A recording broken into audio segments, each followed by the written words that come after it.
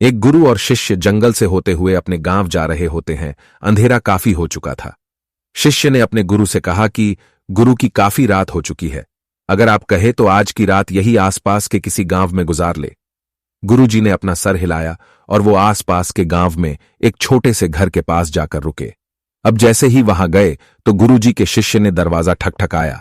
उस घर से एक गरीब आदमी बाहर आया तो गुरु जी ने बोला, हम अपने गांव जा रहे थे, लेकिन काफी रात होने की वजह से हमने इसी गांव में रुकने को सोचा। क्या हम आज रात आपके यहां रुक सकते हैं? गरीब आदमी बोला, हां क्यों नहीं, आप दोनों अंदर आ जाइए। अब जैसे ही गुरुजी अंदर गए, उन्होंने देखा कि उस आदमी के घर में बहुत ज्यादा गरीबी थी। गुरुजी ने उससे पूछा कि आप काम क्या करते हो? वह गरीब आदमी बोला कि मेरे पास बहुत सारी जमीन है। तो गुरुजी ने बोला, अगर तुम्हारे पास बहुत सारी जमीन है तो इस तरह से क्यों रह रहे हो?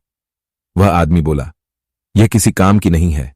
गांव वाले बोलते हैं कि यह बंजर जमीन है, यहां पर कुछ भी नहीं उगाई जा सकती है और वहां फसल उगाना बहुत बड़ाड़ी बेवकूफी है। गुरुजी ने बोला कि तुम्हारा गुजारा कैसे होता है? उसने बोला कि मेरे पास एक भैंस है जिससे मेरा पूरा घर चलता है। यह सुनने के बाद गुरुजी सो जाते हैं और रात में जब सब लोग सो रहे होते हैं तब गुरुजी अपने शिष्य को उठाते हैं और उस गरीब आदमी की भैंस लेकर अपने गांव चले जाते हैं। शिष्य अपने गुरु से पूछता है कि गुरुजी, कहीं आप ये गलत तो नहीं कर रहे हैं? उस गरीब आदमी की रोजी रोटी इसी भैंस की वजह से चलती है। तो गुरुजी अपने शिष्य की तरफ देखते हैं और मुस्कुराते हुए आगे बढ़ जाते हैं। उस बात को तकरीबन 10 साल गुजर जाती है और जो गुरु का शिष्य था वह बहुत बड़ा गुरु बन चुका था। तो एक दिन उन्हें उस गरीब आदमी की याद आती है कि मेरे गुरु ने उस आदमी के साथ अच्छा नहीं किया था, मुझे एक बार चलकर देखना चाहिए कि वह आदमी अब किस परिस्थिति में है।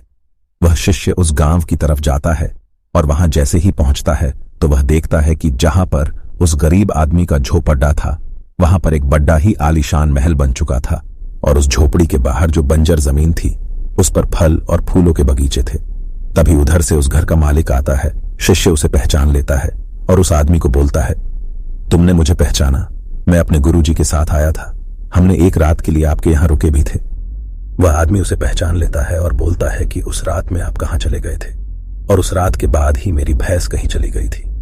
मेरे पास कोई रास्ता नहीं था तो मैंने अपनी जमीन पर मेहनत की और फसल निकल आई और आज मैं इस गांव का सबसे बड़ा और सबसे अमीर आदमी बन चुका हूं। यह सुनने के बाद शिष्य की आंखों में अपने गुरुजी के लिए आंसू आ गए और उसे यह बात अब समझ आई और वो रोने लगा।